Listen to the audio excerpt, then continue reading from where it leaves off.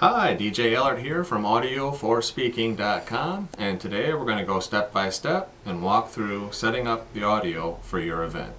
The first thing we're going to talk about is the power grid.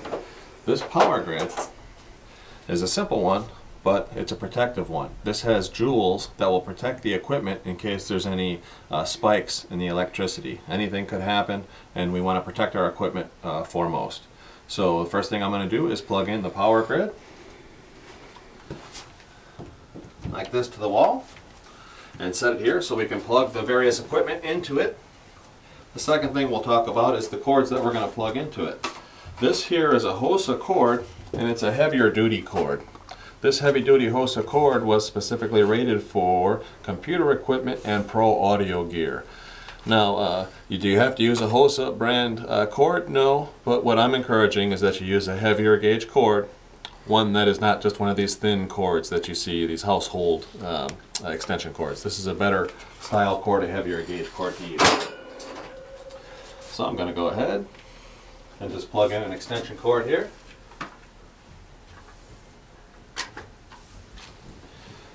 Because we're going to need this in just a few moments. Second thing I'm going to do is set up this tripod. We're going to unscrew this just a little bit.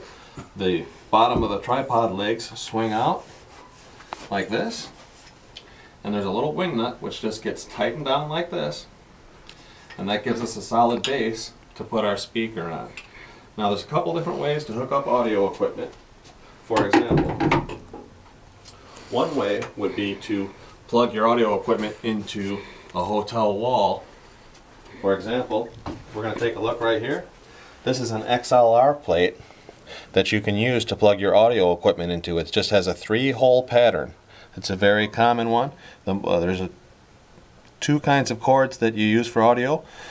The most common ones are 1/4 inch and XLR. And we're also going to take a look at the back of the speaker, which of course has the same hole pattern. This is an XLR 3-hole pattern, the most common audio. And then we're going to place the speaker. There's a hole in the bottom of the speaker. It sits right on top of the tripod. Just like that. And the second one we're going to set up is the MA101. It's a little bit smaller, but it is a powerful and a very clear audio system. The bottom of this MA101 has a small hole on it, and this fits on a microphone stand. This is an optional accessory. It's not necessary to have a microphone stand, but just for demonstration purposes, I'm going to place this one on here, just so you can see the process of putting it all together. Let me put this here. There we go.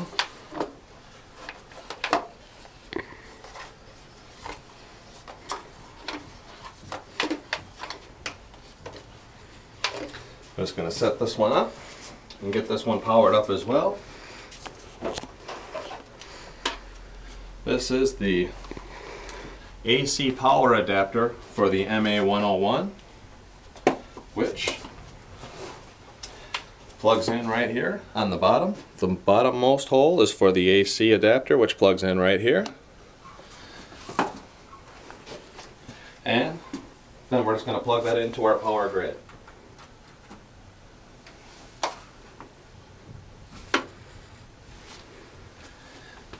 Second thing we're going to talk about here is the microphones.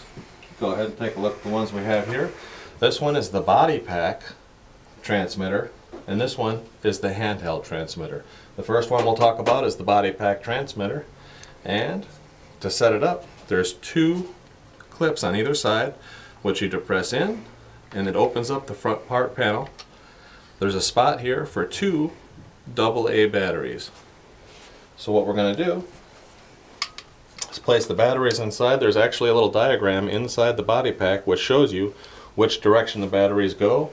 There's a little nub on the top of the battery, and that's the positive side. So the first battery goes in to the right, and the second battery with the positive goes into the left. Just like that. We're going to close this up, snap it closed, And you'll see right here on the top there's a little hole. This is where you plug the headset microphone into. And what we're going to do now is set that up.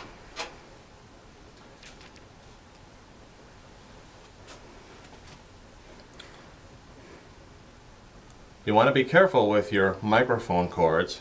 They're strong cords, but they're also very thin. So folding them and unfolding them and treating them roughly, of course, eventually you'll break the wires on the inside, so you want to take some care. There's 2 threaded ends on this cord. The first threaded end goes in to this little module here that plugs into the body pack. The second threaded end of the cord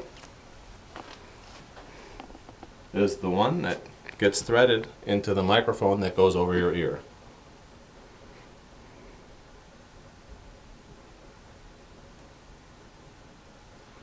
Once you have both ends threaded on, this part is all set. And now what we need to do is just plug this little 3-hole module. It's a mini XLR, which slides right into here, and it only goes in one direction. As you place this on here, it won't push in until you turn it to the right spot, and you can feel it.